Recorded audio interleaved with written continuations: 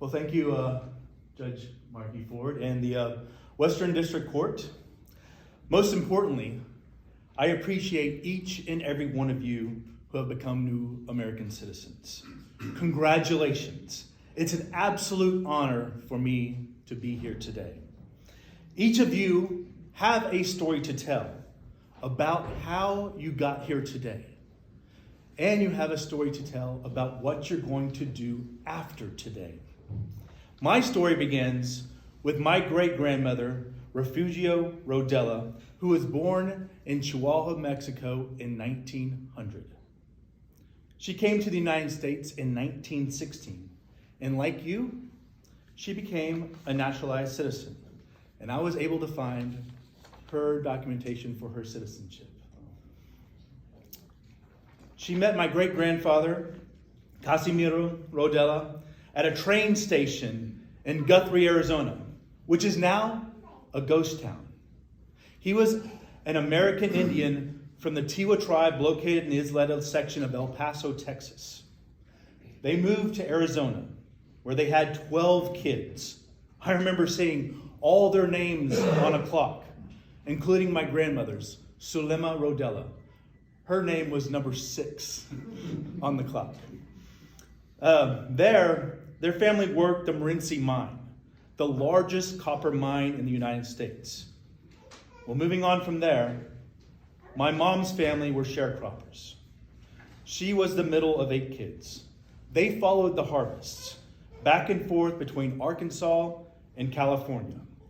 From the moment my mom could walk, she helped pick cotton. When they were living in eastern Arkansas, the water well for the rundown house they were living in got contaminated. My mom and her younger brother Johnny got typhoid. She lost most of her hair and spent weeks in the hospital. Unfortunately, my uncle Johnny did not survive. He was only 7 years old. Well, several years later, my mom, when she was 20 years old, was driving through the town where Johnny Boy was buried. She got some flowers and put them on his grave. Well, that night, she went into labor and had me the next day, which happened to be little Johnny's birthday. So there's a part of me that will always be connected to my Uncle Johnny. I'm here today because of the sacrifices that my great-grandmother, my grandparents, and my mom made.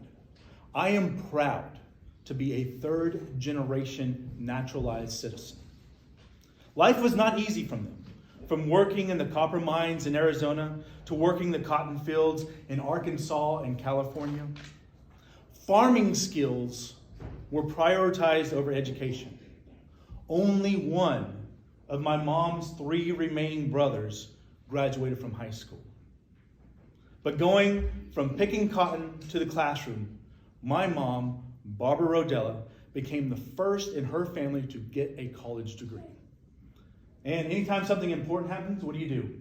You bring your mom. This is my mom right here, Barbara Rodella.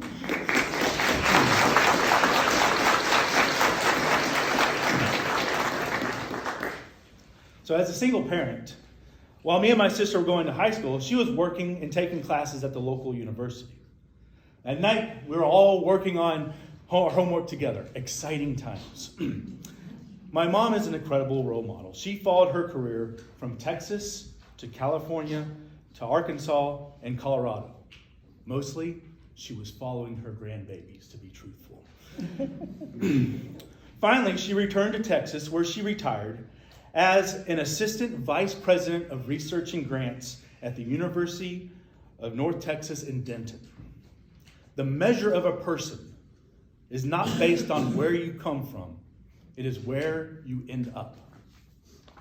Today, as new American citizens, you are providing examples not only for your children and your grandchildren, but also your community. Following my mom's example, I became the first in both my mom and dad's families to get my doctorate degree. I would not be here if it was not for Refugio Rodella, my great-grandmother, who became a naturalized citizen. generations from now, your children's children will talk about the opportunities that they have as a result of the decision that you made today to become an American citizen. Many people refer to the United States as a melting pot, where everyone is mixed together, creating a common homogeneous culture. I see America as a quilt, where each culture represents by a square, and they're all stitched together. Each and every one of you are adding your square, your culture, your experiences to the fabric of our country. Combined together, we create a beautiful pattern that we call the United States of America. 3 of my naturalized friends are model citizens who have offered their cultural squares to our country's cloth. Pastor Julio Gomez from Nuevo Laredo, Mexico. Sean Lin from China. Steve and Mireille Belinga from Cameroon. So when Mireille first came to the United States, all she spoke was French. Thanks to the kindness of her new friends, she learned English over numerous lunches. After several years, she eventually got the courage to start an art gallery and an African clothing and jewelry store, where she hosts Cameroonian dinners and fashion shows. Now, her and her husband, Steve, are planning a Journey to Africa gala this next year, where they will provide guests with an authentic African experience. They are adding their culture square to our region's quilt through dance, food, and art. My buddy Sean Lin, who refers to me as his little brother, he's about 5'3". I call him my big brother. Sean came to Arkansas, immigrating to the U.S., learning the Chinese restaurant business in New York. He opened Lin's House in Greenwood, Arkansas. Each year he puts on an amazing Chinese New Year's dinner with traditional foods from his hometown region.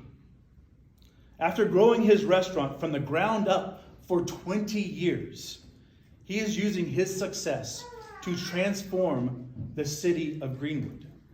Sean has financed the land and organized 3 builders to develop the East Village subdivision, which will be the largest development in the city's history with 251 homes.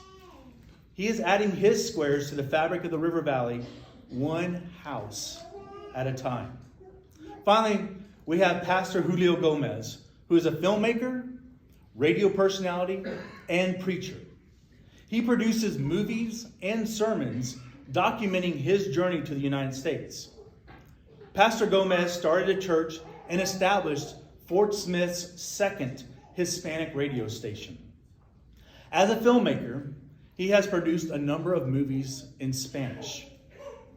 Well, a couple weeks ago, we premiered his first film in English, titled Labor Day, at the King Opera House in Van Buren. The corners of his squares are multicolored. Each of you bring a different currency of culture, contributing to America in your own individual ways. One of my cultural contributions is the Fort Smith International Film Festival. In 2019, I co-founded the River Valley Film Society with the goal of connecting filmmakers with film fans, which led us to starting a film festival in 2021.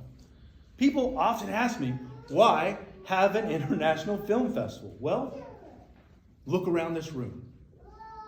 Arkansas, our whole region, is international. People from all over the world make up the fabric of our cities, our state, and our country.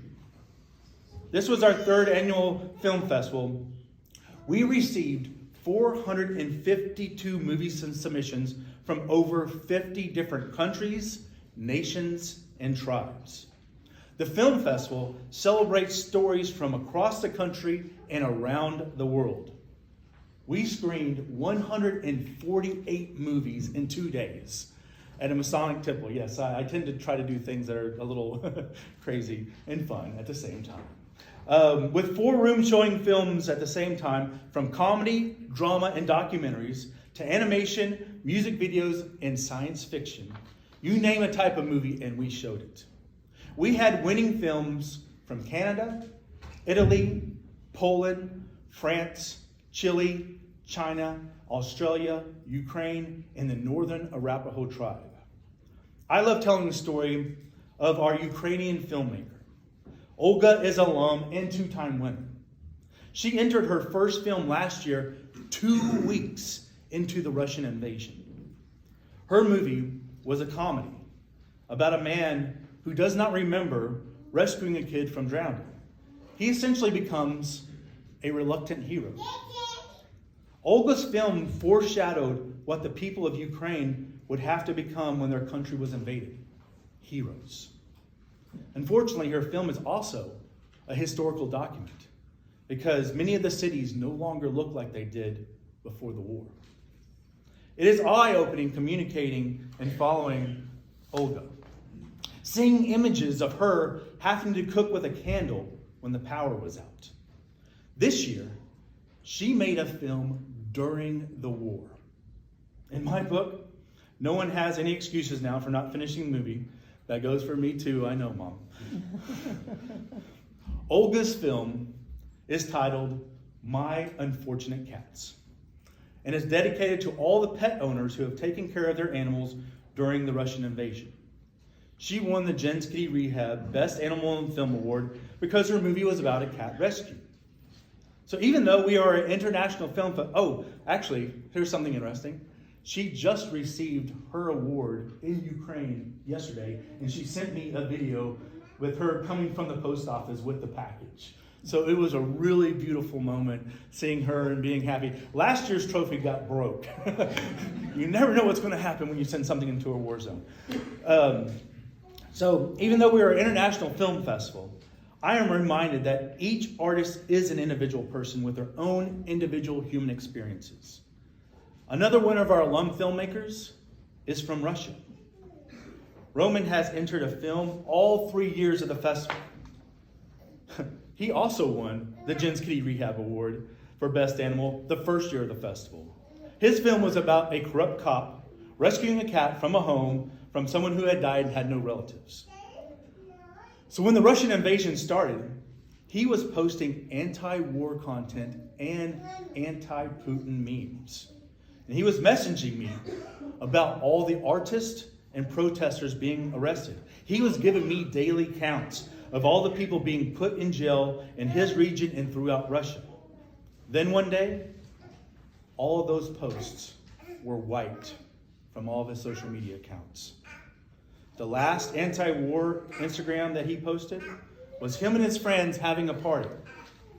They were celebrating the last day Kentucky Fried Chicken was open in Russia. His whole apartment was filled with buckets of KFC. You never know what you're going to miss until it's going away. Communicating with him reinforced the fact that people are not the politicians or dictators who run their countries. This reality was further stressed by the film he entered in this year's festival called The Last Drops. It is a documentary following a woman through her breast cancer treatments. October is Breast Cancer Awareness Month. I showed his movie at Paint Chaffee Pink, which is a brunch for breast cancer survivors. Many women in that room were in tears because his film tapped into the heart of their personal experiences. Witnessing their reactions of these survivors was one of the biggest lessons that I have learned doing the film festival. Yes, we come from different countries. Yes, we have different cultures. But at the end of the day, we are all humans trying to live in this world as best we can. Our human experiences are what bring us together. Once again, congratulations on becoming American citizens. It is an honor for me to be here today.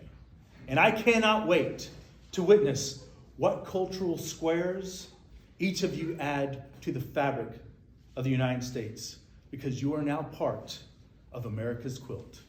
Thank you.